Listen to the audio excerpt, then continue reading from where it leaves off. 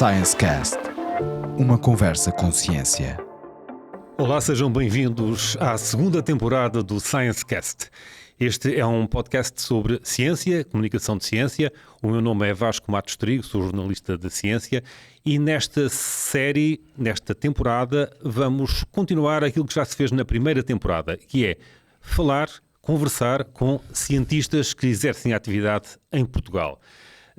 O nosso primeiro convidado desta segunda série é o professor Amadeu Soares. Obrigado por estar connosco. Amadeu Soares é professor catedrático da Universidade de Aveiro e é diretor do CESAM, o Centro de Estudos do Ambiente e do Mar.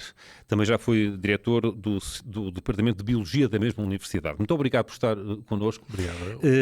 O professor tem uma ampla experiência nacional nacional, nomeadamente participou em diversos comitês da União Europeia. A minha questão para conversa, como é evidente, não são entrevistas, são conversas. Esteve no Comitê de Aconselhamento do Centro de Validação de Métodos Alternativos. Eu, quando li isto, fiquei a perguntar, mas métodos de quê? Muito que bem. É que fizeram, o que é que se fazia aí?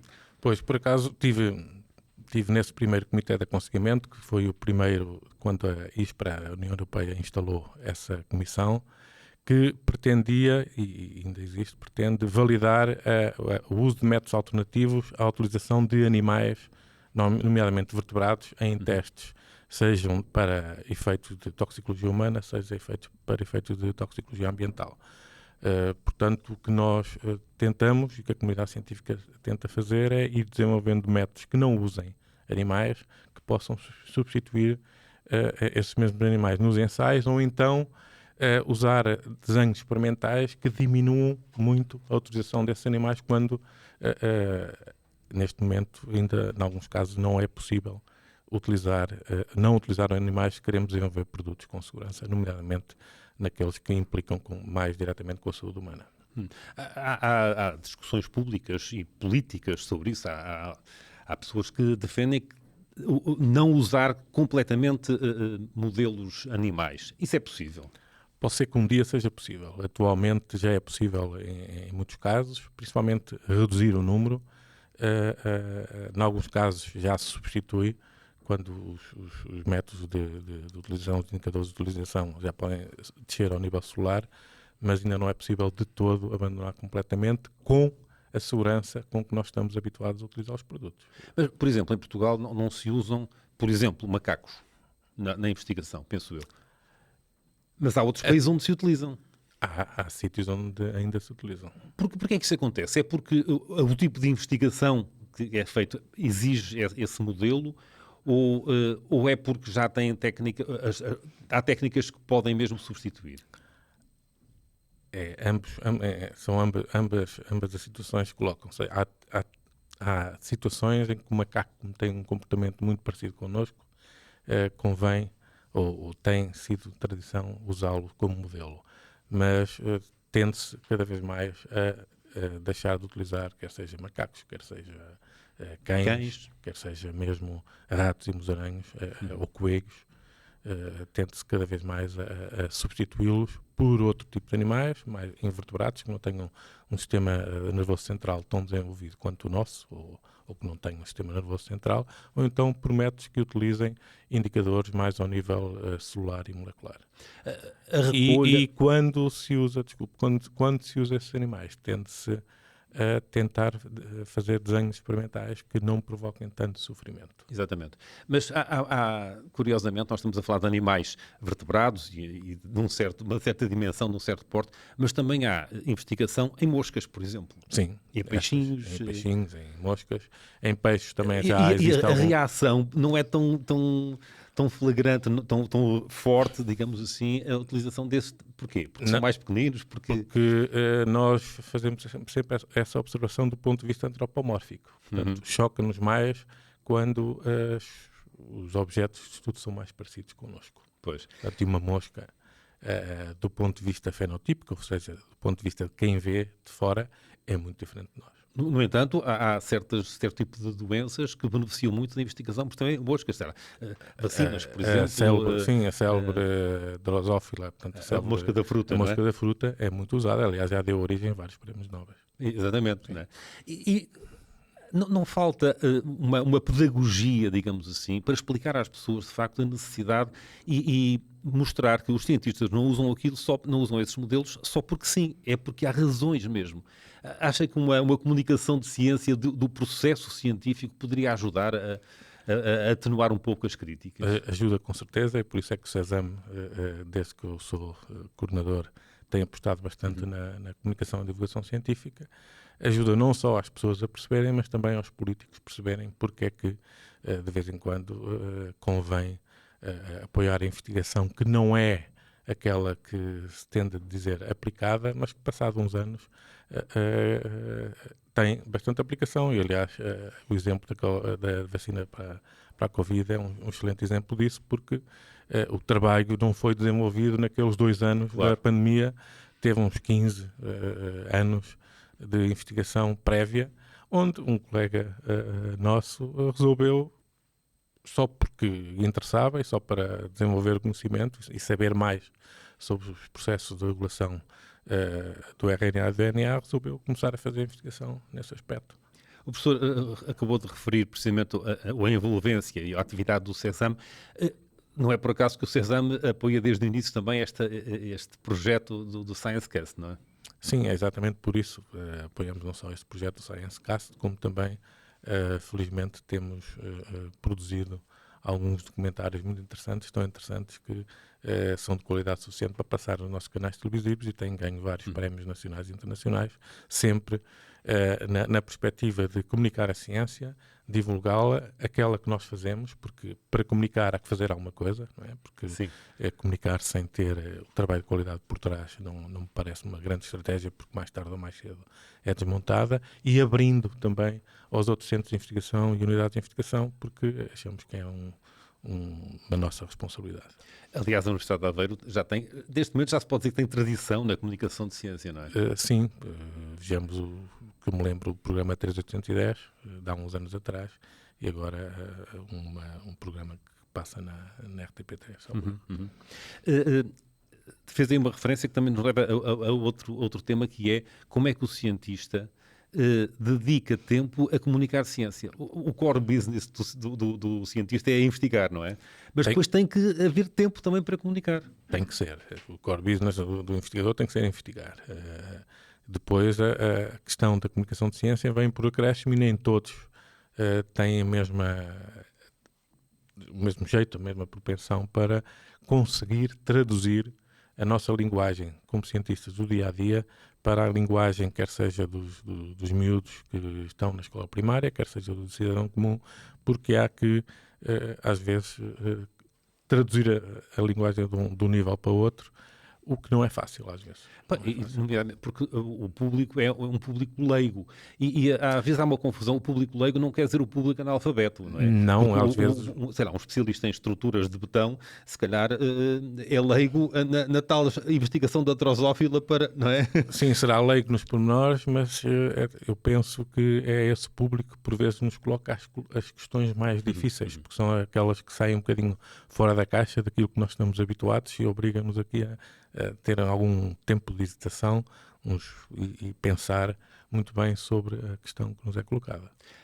Entre esse público, alguma parte desse público são os políticos, os decisores. E, portanto, há um papel também do cientista na influência que tem sobre políticas públicas, nomeadamente na Nós tentamos. Eu devo dizer que a parte dos decisores e dos políticos é talvez o público mais difícil, porque assim, às vezes temos que explicar muito devagar e nem sempre é fácil eles conseguirem se desligar do ciclo eleitoral normal. Portanto, enquanto nós, e essa é talvez e aquela questão da ciência aplicada versus ciência fundamental, que para mim é uma falsa questão, porque eu só conheço 2 tipos de ciência, que é a ciência que é má e a ciência que é boa. Depois, se ela depois se aplica ou não, é uma questão que se verá com o tempo. De qualquer modo, a ciência em si é um bem, para mim é um bem absoluto, porque é a procura do ser humano por aumentar o seu conhecimento e obviamente que é isso que tem conseguido com que as sociedades cheguem ao nível de desenvolvimento e de bem-estar com que nós estamos atualmente. É a procura por conhecimento sem estar preocupado se ela é aplicada no imediato ou não. Obviamente, outra coisa é dar prioridades. Portanto, cada país, de acordo com o seu orçamento, pode dar prioridades a uma dada área ou outra, mas é um erro nós querermos direcionar todo o nosso investimento para a ciência dita aplicada, porque isso implica que a médio prazo perdemos o comboio do conhecimento científico. É um erro, mas que é um erro que tem sido cometido muitas vezes, não é? Mesmo a nível europeu e não só, a nível mais global também, não é? Sim, mas procura-se muito para que é que isso serve. É importante perguntar para que é que isso serve, claro. Sim. Mas a resposta que se pretende quando se faz essa pergunta é qual é o produto que vão vender, não é? Sim, qual é o retorno económico?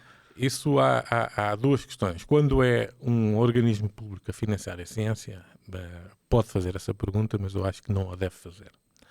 Quando é um parceiro privado, aí sim, aí é chamada investigação aplicada, tem justificação, porque ele está a investir o seu próprio dinheiro para que nós consigamos colaborar na resolução de um dado problema. Portanto, há muito esta dicotomia. Eu penso que uma não é competidora da outra e que o papel do financiamento público é exatamente tentar com que a componente dita mais fundamental não se perca, porque sem essa componente fundamental não se consegue fazer boa ciência aplicada. Mas os financiadores públicos, chamemos-lhe assim, às vezes tendem a exigir, entre aspas, mais participação dos privados. Faz sentido? Sim, faz todo sentido. Faz todo sentido. Porque é pouco. O que os privados investem ainda é pouco, é? Cá em Portugal, sendo pouco, dizem estatísticas que é mais do que o investimento público. Isso também se calhar... Depende de como nós contamos o investimento privado na investigação e desenvolvimento, mas temos que usar os números que temos e, de acordo com as estatísticas, o investimento público privado está superior ao investimento público atualmente.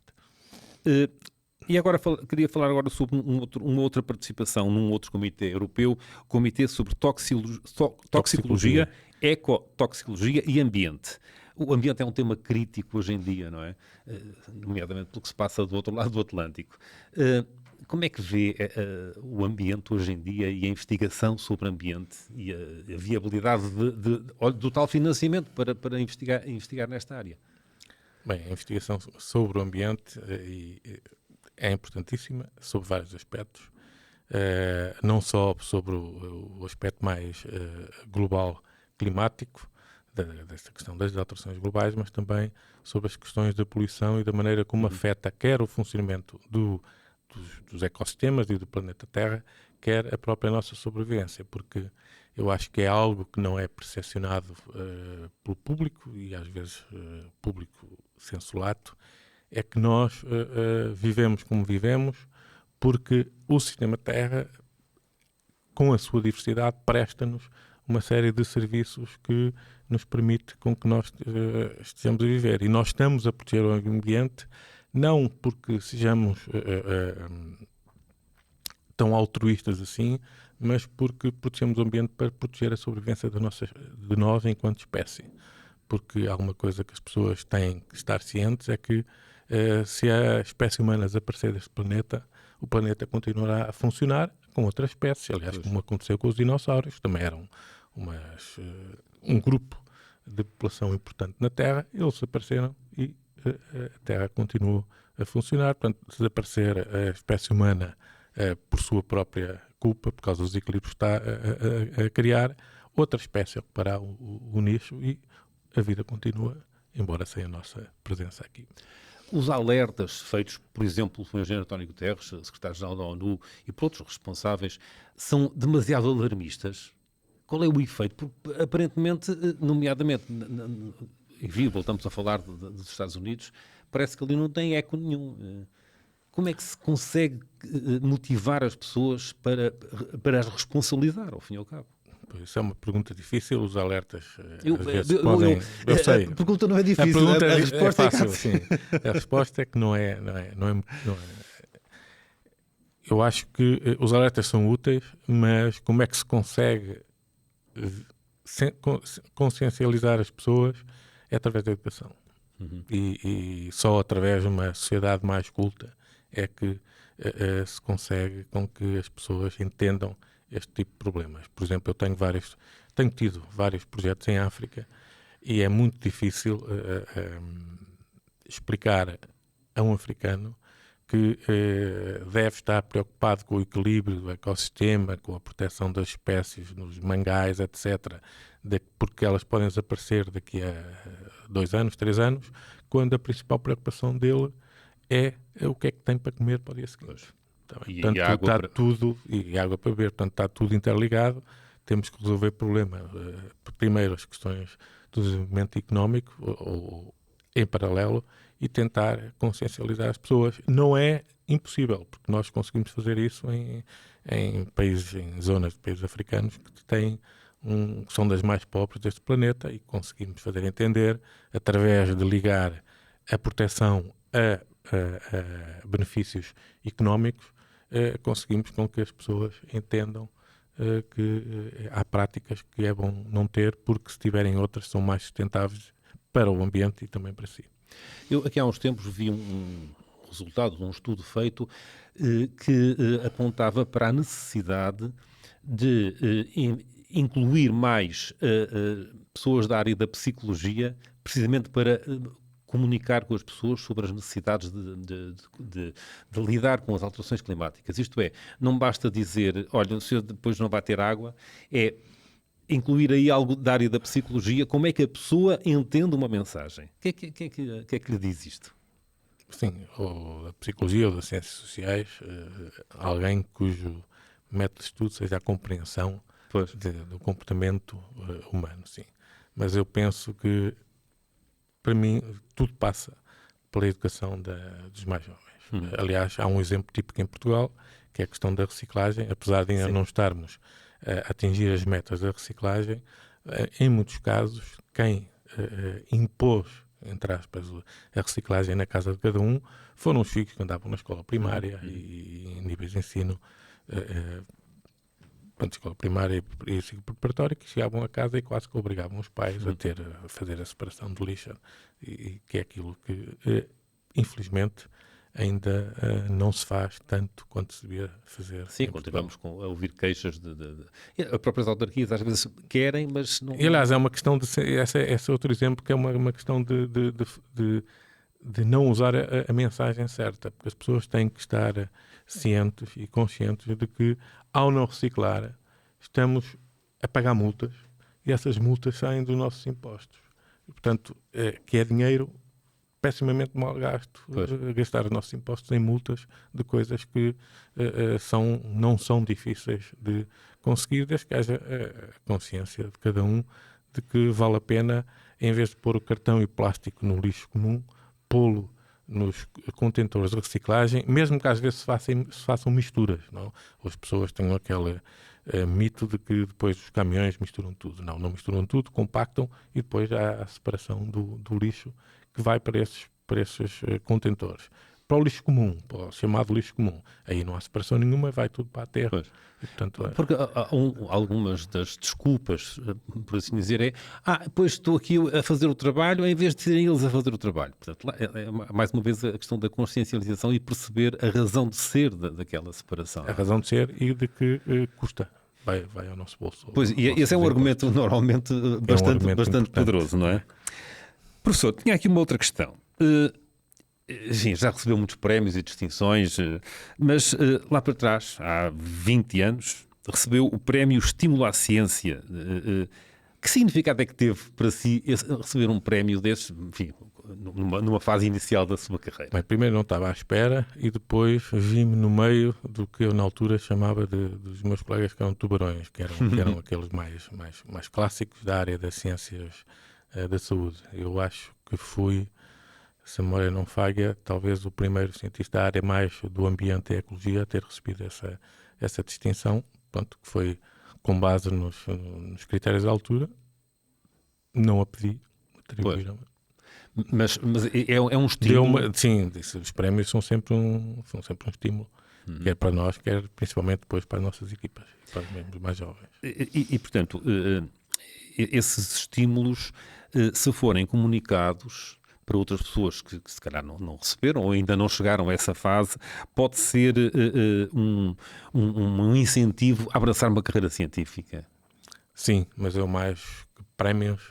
Atualmente, eu acho que os maiores incentivos a abraçar uma carreira científica será, como em todas as carreiras, passa pelos ordenados, pelas condições de trabalho e pela estabilidade. E pela estabilidade. Há um artigo na revista Nature, há uns meses, em outubro de 2024, que diz que cerca de 50% dos investigadores desistem da ciência no prazo de uma década. Que são principalmente mulheres. E é claro que este estudo é feito com base nas publicações e eles detectaram que, mas foram ainda 400 mil cientistas que foram observados, digamos.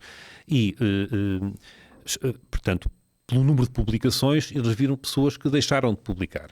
Enfim, vale o que vale, mas como é que é possível ter uma carreira científica? Ou melhor, porquê é que as pessoas desistem da carreira científica? Eu não sei se é generalizado ou não, e o estudo, enfim, foi feito em 38 países, mas de qualquer maneira vale o que vale, não é? Pode ser por falta de condições ou pode ser por terem chegado à conclusão que afinal não era aquela vida que eles queriam, porque ser cientista normalmente implica não ter horário de trabalho. Uhum. Implica, por vezes, alguma disponibilidade que, quando não há partilha das questões parentais, isso torna muito mais difícil para a mulher ser cientista, porque, naturalmente, por motivos biológicos e antropológicos, é ela que depois gasta mais tempo no cuidar dos filhos. Obviamente que essa tendência biológica natural compensa-se com educação e cultura, e nesse aspecto eu penso que Portugal até está muito bem posicionado, porque a lei do cuidado parental agora até já exige que o homem tire, queira ou não queira, uma licença parental. Os cientistas são pessoas, como os não cientistas. Também vão ao cinema, também têm amigos. Sim, também temos outra vida. Têm outra vida, sim. Mas é mais difícil conjugar essa outra vida com aquilo que me estava a dizer, que não têm horários. O que é que a pessoa faz nos seus tempos livres? Se é que tem tempos livres? Tenho tempos livres, descanso, leio, vejo televisão e passeio. Uhum. E sente que, se não fosse cientista, podia ter outro tipo de vida extra-ciência ou não? Talvez, mas a vida não dá para testar cenários. Portanto, eu não consigo dizer e imaginar-me como é que eu me comportaria se, em vez de ter optado por ir para A, tivesse optado por ir para B, porque, ao contrário das experiências que se fazem no laboratório, quando nós optamos por um caminho, nunca sabemos o que é que resultaria se tivéssemos optado pelo outro. Não vale a pena. Pois. Eu acho que não vale a pena pensar. Hoje em dia, a formação dos jovens, dos universitários, fazem a licenciatura, depois fazem mestrado e, se quiserem, fazem doutoramento ou não. E fazer o doutoramento não é necessariamente para seguir uma carreira científica, porque o acesso ao doutoramento é completamente diferente do que era aqui há 50 anos, não é? Sim. O doutoramento fazia-se quase no final da carreira e hoje em dia... Hoje em dia é a carta de condução. É isso. O doutoramento é uma carta de condução e depois o sucesso ou insucesso que a pessoa tem a conduzir o carro e a usar a sua carta de condução depende e é independente do doutoramento. Portanto, as competências que se ganham no doutoramento devem ser a plasticidade mental e a capacidade de pensar e de resolver problemas. Portanto, independentemente da área em que se faz o doutoramento, na minha perspectiva, devem ser essas competências que um estudante de doutoramento deve ter. Aliás, só isso justifica que, noutros países mais avançados que o nosso, eu, por exemplo, tirei o doutoramento da Inglaterra e, na altura, já há alguns aninhos, e na altura fazia-me assim... Era estranho saber que a British Rail, equivalente à nossa CP, andava num departamento de Biologia à caça de recém-doutores, mesmo que fossem da área da Biologia. Isso é fácil de perceber, porque alguns até fizeram o doutoramento e foram trabalhar para a British Rail porque tinham capacidade de adaptação e de pensar e de resolver problemas. Portanto, é essa a principal mais-valia que um doutor deve ter. Fez-me lembrar agora uma conversa que tive uma vez com uma pessoa importante do Imperial College, que era diretora na altura, e falávamos precisamente da diferença entre um doutorado pelo Imperial College e um doutorado de uma outra universidade, em Portugal.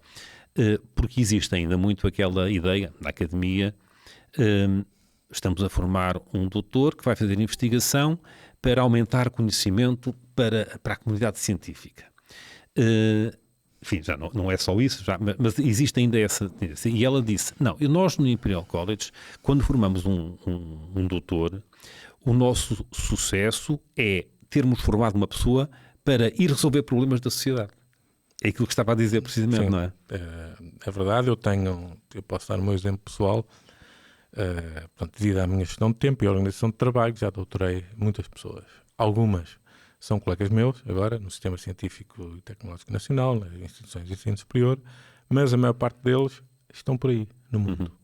Estão em ONGs, em empresas, foram fazendo o seu caminho e, apesar de serem um número elevado, todos eles têm tido emprego porque encontraram o seu nicho e o nicho não o foi na academia. Portanto, essa é talvez uma mudança que com o boom, tanto com o aumento do número de doutores em Portugal, obviamente que não pode ser e não é a academia a absorver todos esses doutores, portanto tem que ser o sistema e o tecido económico e empresarial a absorvê-los, não por causa da formação científica que eles têm, mas sim pela sua capacidade de pensar, e, principalmente pela capacidade de pensar, porque essa é a grande mais-valia de um doutor, e assim, depois a formação mais específica dentro de cada empresa terá que ser dada pelas próprias empresas, na formação e na aprendizagem ao longo da vida. Portanto, isso é claro.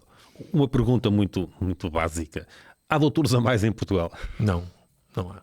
Há doutores a menos, continua a haver doutores a menos, há talvez uma menor utilização dos doutores, das pessoas que doutoram em Portugal, pelo tecido económico e empresarial. Mas não há doutores a mais, portanto as estatísticas mostram isso também. Quando, no contacto com os seus doutorandos, eles à partida já pensam em prosseguir uma carreira científica ou em ir para a sociedade? Há alguma... O que é que tem desse contacto? O que é que nos pode aqui partilhar? Portanto, varia muito. Varia muito até de acordo com a cultura e a maneira de pensar de cada um. No passado havia muito essa tendência e eles tinham que ser alertados que não é possível. Não é possível serem todos absorvidos pelas universidades e pelos politécnicos. Portanto, agora eu penso que, aliás, é um problema que nós temos que resolver, a questão da instabilidade não pode ser resolvida apenas pelo sistema público. E a empregabilidade dos nossos doutores, se bem que tem caído quase exclusivamente sobre os ombros das universidades e unidades de investigação e politécnicos, isso não vai poder ser, porque todos nós também temos uma capacidade de carga limitada e, portanto, eles têm que começar a sair para o mercado de trabalho, seja o mercado de trabalho em Portugal, seja na Europa ou lá fora, porque tem que haver sempre alguém na diáspora, porque também ajuda toda a nossa atividade científica, os nossos colegas na diáspora, portanto, estão no estrangeiro, isso faz parte, é natural. Portanto, eu penso que estamos a caminhar para aí. Tem havido um dos grandes problemas do nosso sistema, tem sido aquilo que se chamado inbreeding, que é as próprias instituições só empregarem os seus próprios doutorados, o que eu acho que por vezes é vantajoso, na maior parte do tempo não é, mas dando responsabilidade às instituições de ensino superior e responsabilizando-as pela qualidade do trabalho que fazem, eu penso que é natural que elas vão contratar os melhores doutores que existam no mercado, que sejam disponíveis, independentemente de terem sido formados na sua própria casa ou noutra. E provavelmente até as empresas, ou a sociedade civil, quando vai, enfim, há um concurso para a contratação de um doutorado, se calhar, se um candidato tiver essa experiência, se tiver mais mundo, digamos assim, não é? Se tiver feito... O programa Erasmus veio facilitar, embora a um nível mais portanto, ainda na licenciatura. Mas eu penso que em qualquer profissão, aliás, é bom nós termos outras experiências, não estarmos fechados só naquela instituição. Sim, não é? é bom. É bom até para aferir da qualidade daquilo que temos em casa. Portanto, é bom ir lá para fora, conhecer o mundo, ter várias perspectivas para usar a nossa capacidade crítica nas alturas e nas situações próprias. Às vezes somos um bocadinho hipercríticos porque não conhecemos o mundo lá fora, e outras vezes somos exatamente o contrário, pelo mesmo motivo, não conhecemos o mundo lá fora. Portanto, é essencial, principalmente em ciência, nós termos experiências fora da nossa zona de conforto. E, como disse, não é só para sermos demasiado críticos, mas lá fora... Ou acríticos também. Mas por vezes vamos lá fora a pensar que lá fora é que está o sol na terra e afinal vemos que cá em Portugal se faz ciência de altíssimo nível, não é? Sim, cá em Portugal fazemos ciência de altíssimo nível, depende muito Depende, há áreas, não é? e mesmo dentro da mesma área dos locais. Portanto, por vezes lá fora está o sol na terra, mas lá fora também pode estar Muitas nuvens. Uma grande gruta, escuridão. Portanto, varia muito, consoante a área científica e o local de cada um. Mudando ainda mais uma vez aqui de tema, o CESAM, portanto, é o Centro de Estudos do Ambiente e do Mar. O mar. Como é que está o mar? Como é que é a investigação que há para fazer relativamente ao mar? Está incipiente ainda? Podíamos fazer muito mais? O mar, neste país, o mar é muito palavroso. Ou seja, o mar é uma prioridade nacional, sei lá, desde os Lusíadas ou antes. Sim. Mas pouco se investe no conhecimento do mar. Mas a extensão e continuamos exatamente a investir muito pouco. Aquele plano, aquele projeto da extensão da plataforma não veio dar mais relevância à necessidade de investigar mais no mar? Sim, mas uma coisa é dar mais relevância em termos daquilo que as pessoas debitam nos vários órgãos, exatamente, nos vários órgãos de comunicação social, e outra bem diferente é dar relevância no investimento, seja investimento em atividade esportiva, seja investimento no conhecimento científico. Isso aí tem havido uma grande falha. Por exemplo, não encontro o mar como uma área prioritária no principal financiador português, que é a FCT, a Fundação para a Ciência e Tecnologia. Não tem uma área prioritária dirigida ao mar. Não há. Portanto, sim, é uma prioridade, tem sido uma prioridade em muitas palavras, em muitos discursos, mas falta depois concretizá-la. E o que é que o CESAM faz nessa área científica? Nós fazemos muita investigação, seja chamada fundamental, seja aplicada. Aliás, somos uma das poucas unidades de investigação que faz do país, que faz a investigação desde a atmosfera, topo das montanhas, até ao verdadeiramente mar profundo. Produzimos conhecimento só por conhecimento, pelo menos à primeira vista, e também fazemos investigação aplicada, prestamos muitos serviços a várias indústrias, entre as quais a indústria da aquacultura. Uhum. E essa relação com a sociedade civil também favorece a prática da ciência? Sim, abre perspectivas e novos campos para desenvolvimento da nossa atividade científica, porque há problemas que nos são colocados que se nós tivéssemos fechado a nossa concha, nunca pensaríamos neles. Portanto, ao haver um problema novo, temos que arranjar soluções novas. E como é que, portanto, está-me a dizer que são procurados pela sociedade civil para resolver problemas? Não é só, portanto, há duas maneiras, não é? Uma é fazer investigação e depois ir tentar vender os resultados, digamos assim. Outra questão é fazer à medida ou por encomenda. Nós temos ambas. Portanto, não vamos vender os resultados. Aliás, mesmo quando há uma encomenda para respondermos a uma certa questão, nós, na Universidade de Aveiro, assinamos sempre um acordo de confidencialidade, e é ponto de honra a toda a comunidade científica da Universidade de Aveiro e do CESAM, depois os resultados são o que são. Portanto, e o cliente, digamos assim, faz o que quer com eles, mas não há aferição de resultados de acordo com os desejos de quem encomenda. Mas também muita da nossa investigação, mesmo aquela chamada fundamental, e eu posso dar um exemplo recente em Portugal, tem impacto na definição de políticas públicas, quer mais imediato, quer mais a longo prazo, em várias áreas, incluindo pura e simplesmente a biodiversidade. E aliás, o exemplo típico de um grande impacto que a investigação do CESAM teve na definição de políticas públicas prende-se com o aeroporto de Lisboa. o novo aeroporto de Lisboa, com a discussão que houve sobre a localização. Um dos aspectos que impediu que, sendo o processo sério, que o aeroporto fosse para Montijo, para além de estar numa zona de inundação, etc., foi a questão do comportamento das aves. E foi demonstrado que era má ideia, até por questões dos chamados bird strikes, não é? Portanto, isso ia provocar acidentes, de certeza, com choques com aves, que nasceu de um colega nosso, ou de um grupo de colegas nossos, querer saber por qual o motivo, porque é que há aves que migram da Islândia, passam por Portugal e acabam em África. Portanto, nasceu de uma questão puramente científica, de ver o que é que faz com que as aves possam voar tanto tempo sem se alimentar e quando regressam ao local original, regressem aos mesmos locais para se reproduzir. Portanto, nasceu de investigação no início, conhecimento por conhecimento, mas que depois teve a aplicação económica que nós sabemos que tem.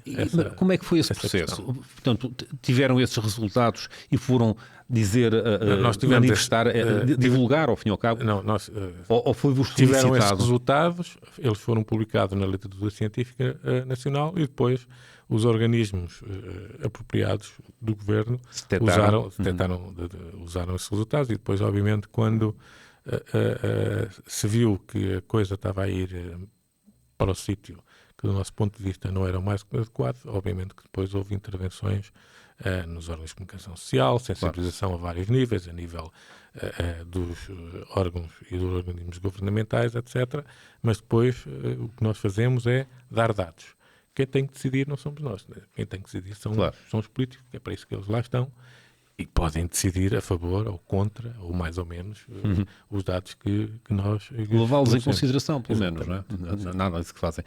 Voltava um bocadinho atrás ao ponto anterior do financiamento e da relação com a sociedade civil. O CESAM, a Universidade de Aveiro, têm a possibilidade de recolher algum lucro, benefício dos tais projetos. Há uma encomenda e vocês fazem o trabalho, a investigação, e depois não há uma hipótese de criar uma empresa, por exemplo, e ir partilhar os lucros resultantes da aplicação. A universidade, como universidade, não vai criar empresas, mas dá incentivos aos seus membros da comunidade científica e académica para poderem criar empresas através de startups e de institutos de incubação de empresas. E nós isso existe, portanto, temos o Parque de Ciência e Inovação ao lado onde é suposto fazermos incubação de empresas de base tecnológica. Muito bem. Aí está uma pista para futuras conversas, com certeza, para conhecermos alguns desses projetos. Professor, muito obrigado por ter estado aqui no ScienceCast e até uma próxima oportunidade. Até uma próxima, obrigado. O ScienceCast, esta primeira edição da nova temporada, da segunda temporada, fica por aqui. Pode ser vista ou ouvida nas várias plataformas de podcast ou então vista, como disse, no nosso canal YouTube. Obrigado por estar connosco e até breve.